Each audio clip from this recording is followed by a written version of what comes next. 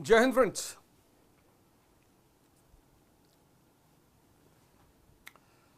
सबसे पहले इस हादसे में जो लोग मरे हैं उनको मैं एक विनम्र श्रद्धांजलि अर्पित करता हूं। जहां तक रहा सवाल इस मुद्दे पर लड़ने का,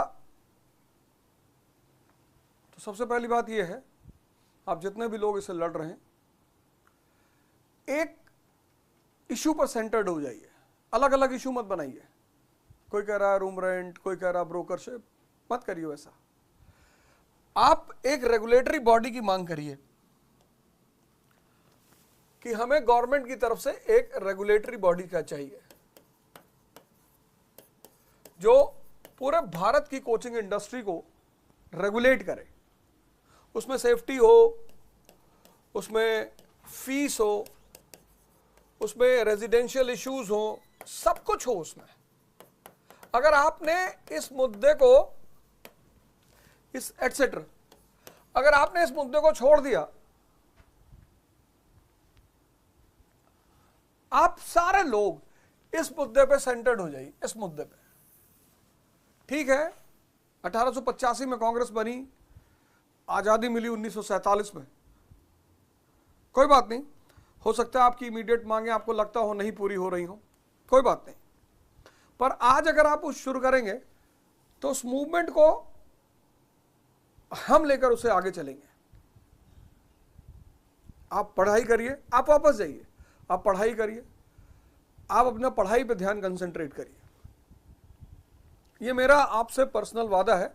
आप जाइए, पढ़ाई करिए और इसको ड्राफ्टिंग करिए, इसको कि ये ड्राफ्ट करना है। रेगुलेटरी बॉडी गवर्नमेंट से हमें चाहिए ही चाहिए, क्योंकि आप सिर्फ यूपीएससी के लड़कों की समस्या सिर्फ राजेंद्र नगर की समस्या नहीं है, ये पूरे भारत के स्टूडेंट लॉबी की समस्या है।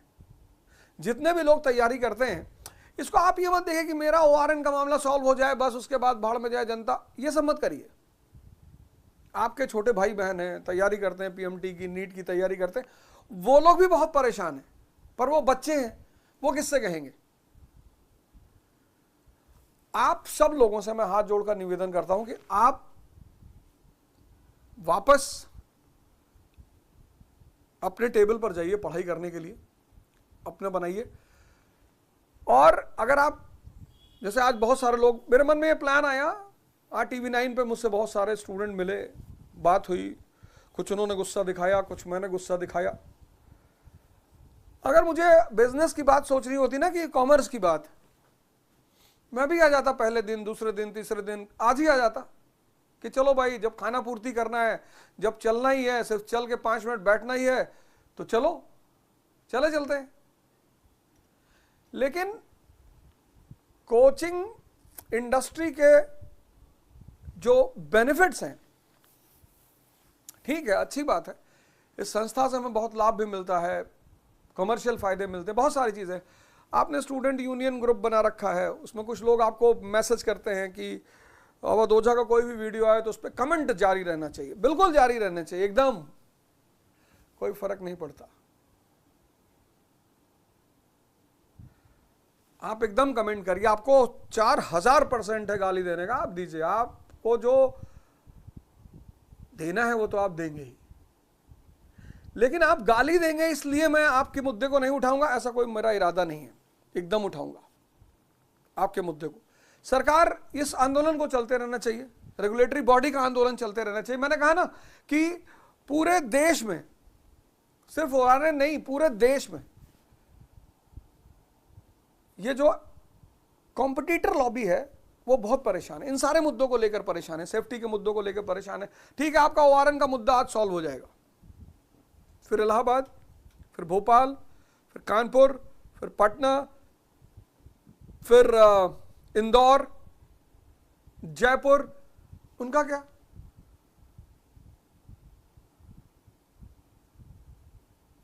उनका क्या?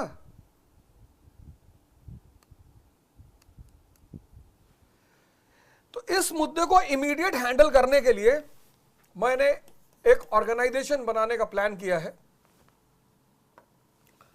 आप चाहें तो उसमें आपका स्वागत है, आप ना चाहें तो कोई बात नहीं। भगत सिंह एसोसिएशन, फॉर्मली ये संस्था अगले हफ्ते तक तैयार हो जाएगी। फॉर्मली मतलब ये संस्था अगले महीने तक तैयार हो जाएगी। अब इस संस्था में अगर आप हमारे साथ पढ़ते हैं तो आप तो नेचुरल मेंबर हैं इसके, आप अवधोजा क्लासेस में पढ़ रहे हैं, आप उसके नेचुरल मेंबर हैं। आप बाहर पढ़ रहे हैं तो आपको मेंबरशिप कार्ड लेना होगा।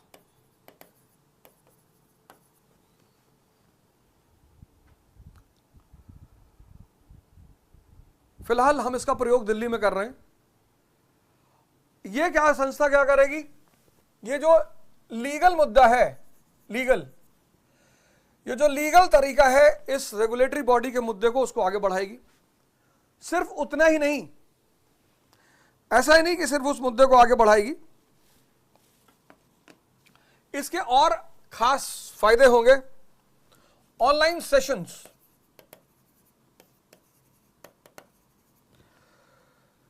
कैरियर काउंसलिंग सेशंस,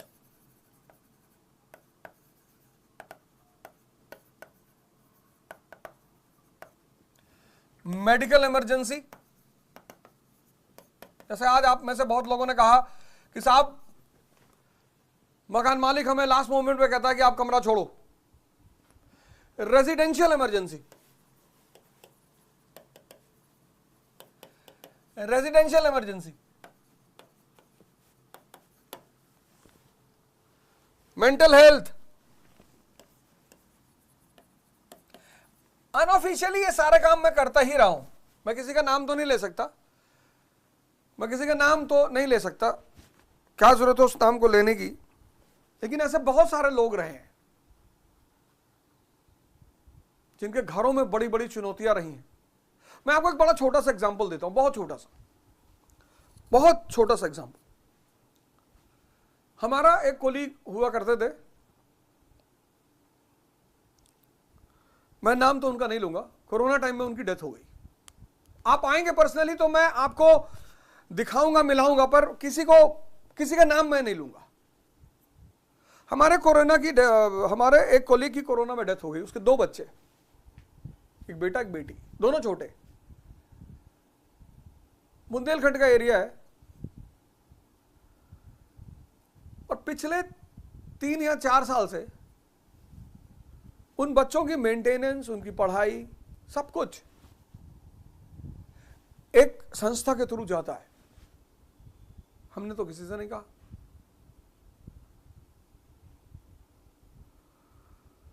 हमने तो किसी से कहा ही नहीं। जब तक सरकार उस रेगुलेटरी बॉडी को नहीं बनाती है, Bhagat Singh association legal process कैसे इसको बना, क्योंकि आज अगर आपने अपना मुद्दा 2-4 मुद्दा अगर आपका सॉल्व हो गया, मान लीजिए आपको लाइब्रेरी मिल गई पढ़ने के लिए, ठीक है, आपका मुद्दा, तत्कालिक मुद्दा सॉल्व हो गया। आपने जो कंपेंसेशन की डिमांड की वो थोड़ा बहुत कंपेंसेशन लोगों को मिल गया और आपने कहा ठीक है साहब बस अब हमें कुछ नहीं चाहिए, तो फिर ये चीजें फिर खड़ी होंगी भविष्य में।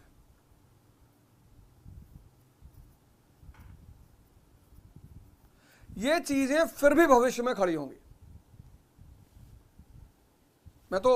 मुझे कल बताया गया कि TV9 पे मुझे बताया, मेरा भाई ही वहां पे है, उसने कहा कि सब लड़के आ रहे हैं। मैंने कहा एकदम आ रहे हैं, आने दो, मैं भी आ रहा हूं। आ रहे हैं तो अच्छी बात है, मैं भी आ रहा हूं, आमने सामने बैठ के बात करेंगे। जहां तक रही बात की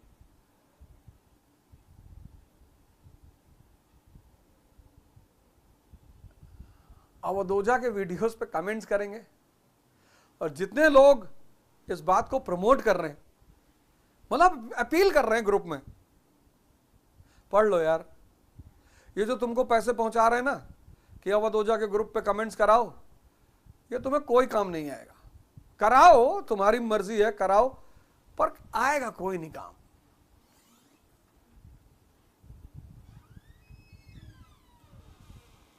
कोई नहीं आएगा। जिस दिन जिंदगी में फंस गए ना,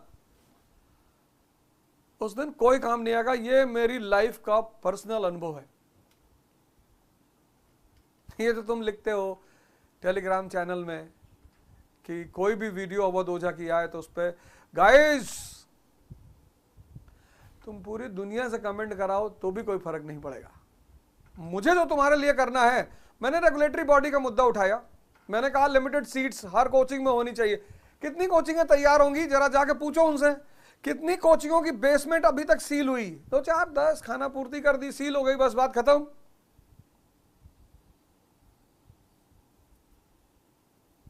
गवर्नमेंट और बिजनेसमैन एक बड़ी प्यारी पॉलिसी पे काम करते हैं कि इनका जो इमीडिएट कंसर्न है मेजॉरिटी का, उसको सॉल्व कर दो।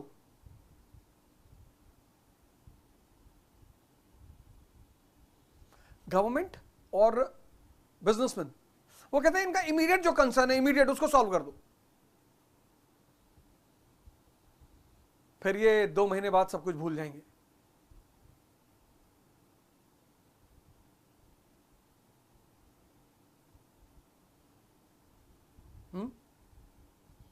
ठीक है भाई, बंगाल पार्टीशन से दिक्कत है लोगों को, कैंसिल कर दो पार्टीशन। सूरत स्प्लिट तो हो ही चुका है, हम तो अपने मोड में कामयाब हो ही चुके हैं।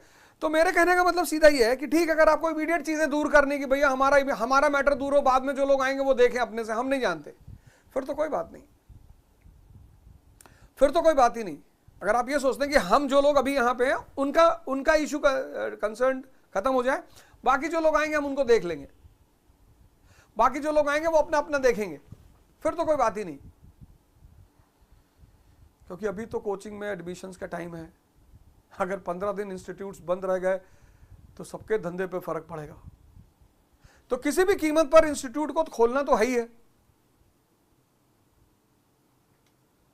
अगर 15 दिन इंस्टीट्यूट्स और बंद रह गए तो सबके बिजनेस पे फर्क पड़ेगा।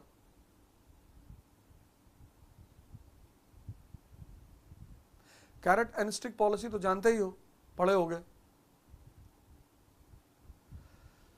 तो मेरा आपसे सीधा यह कहना है कि आप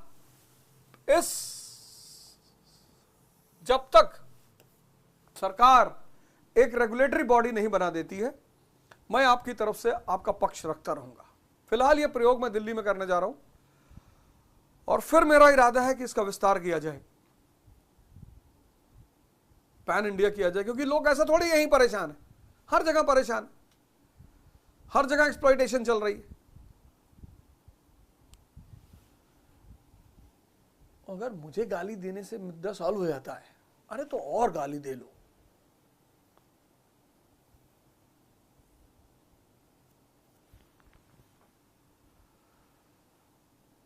फिर तो और दे लो।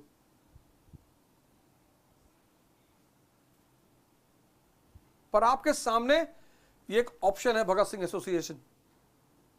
आप सब इनवाइटेड हैं, जिसको भी प्रॉब्लम है काउंसलिंग की, मेडिकल इमरजेंसी की, रेजिडेंशियल इमरजेंसी की, मेंटल हेल्थ की, जिसको भी इस तरह की प्रॉब्लम है, अगर आप इसके मेंबर हैं,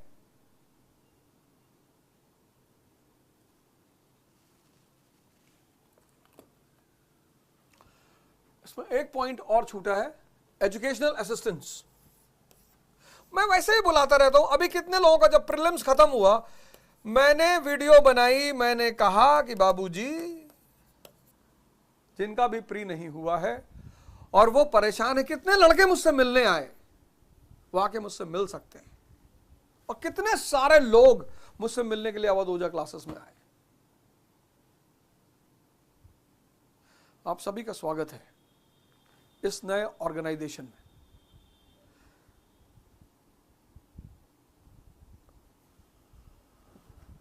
लेकिन डिमांड एक ही रहेगी, regulatory body.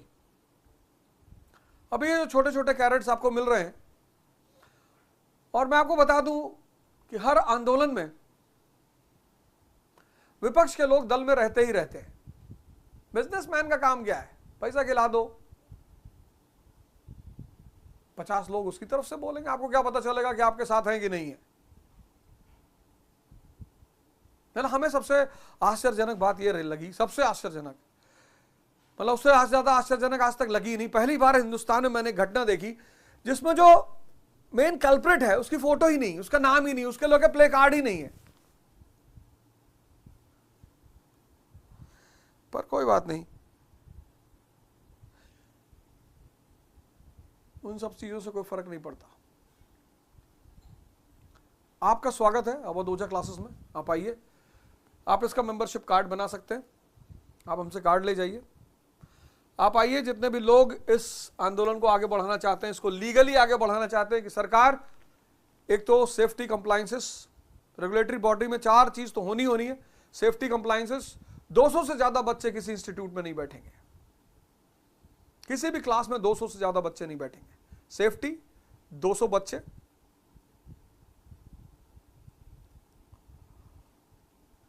Strong stringent laws, stringent laws. भाई मेट्रो में कोई क्यों नहीं थूकता? वही मेट्रो स्टेशन है, वही नई दिल्ली रेलवे स्टेशन है, पर मेट्रो में कोई नहीं थूकता, क्यों? स्ट्रिक्टनेस। वहां दिल्ली नई दिल्ली रेलवे स्टेशन पे लिखा है आपकी रेलवे आपकी संपत्ति है, सब थूक रहे हैं।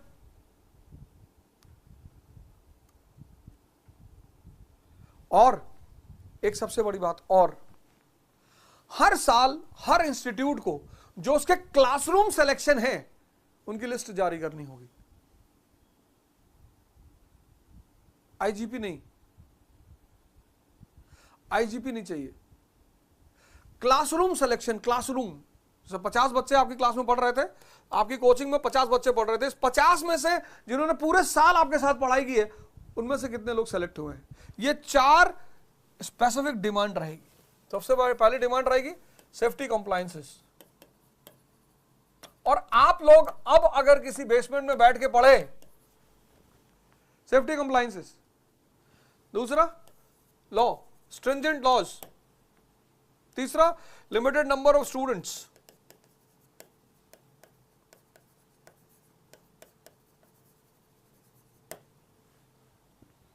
और सिलेक्शन फ्रॉम रेगुलर कोर्स। जो आपका 1 साल का कोर्स होता, उसमें आपके कितने बच्चे सेलेक्ट हुए हैं, इसकी लिस्ट हर संस्थान को साल के एंड में जारी करनी होगी।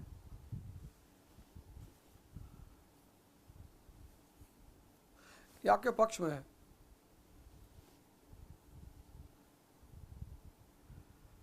ये आपके पक्ष में है, ये सारी बातें आपके पक्ष में है। आपका भी भला होगा और आपकी आने वाली जनरेशन का भी भला होगा। आंदोलन अगर कर रहे हैं, शांतिपूर्ण करिए, बहुत शांतिपूर्ण, जो कि आप कर ही रहे हैं, एकदम शांतिपूर्ण। लेकिन आपको वापस अपने टेबल चेयर पे बैठना पड़ेगा, क्योंकि आप कॉम्पिटिटिव एग्जाम्स की तैयारी कर रहे हैं। आप कॉलेज और यूनिवर्सिटी के स्टूडेंट्स नहीं हैं, यहां कोई छात्र संघ नहीं है।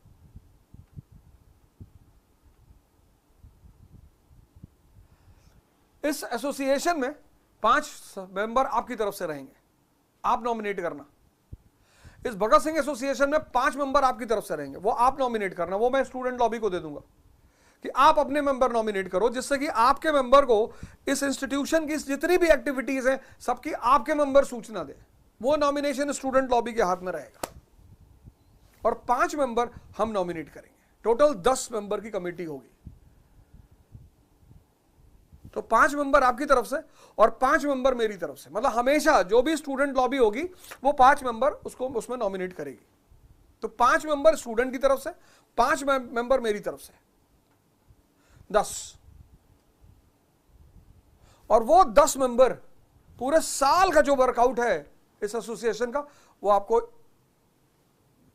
आप कहेंगे तो क्वार्टरली इशू करेंगे, किसकी कहां मदद हुई, किसकी मेडिकल इमरजेंसी में मदद हुई, किसकी रेजिडेंशियल इशू पे मदद हुई, डाटा, फोन नंबर, सब।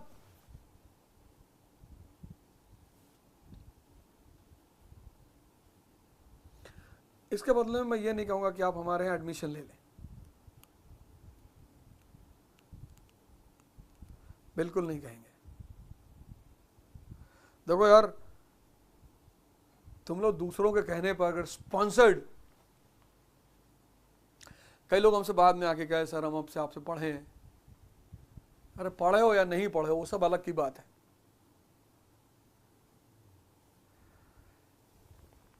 पर किसी दूसरे के पपेट मत बनना।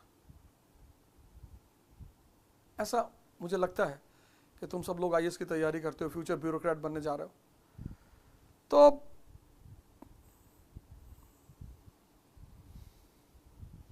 बाकी तुम ज़्यादा समझदार हो। तो हम इस एसोसिएशन पे कल से ही प्रोग्राम करेंगे, कल से ही काम करेंगे। आप सब लोगों का स्वागत है और अवध ओझा क्लासेस में हमारी आपकी मुलाकात हो सकती है। इसके लिए एक टीम मैंने गठित की है, वो आपको कल से ही मिलेगी वहाँ पे अवध ओझा क्लासेस में। आप कल से ही चर्चा कर सकते हैं इस बात पे। फिर आगे हम फॉर्मुलेशन करेंगे कि क्या करना है और कैसे करना है, कैसे इस चीज़ की गति आगे बढ़ेगी, कैसे ये धारा आगे बढ़ेगी। जय हिंद, जय भारत।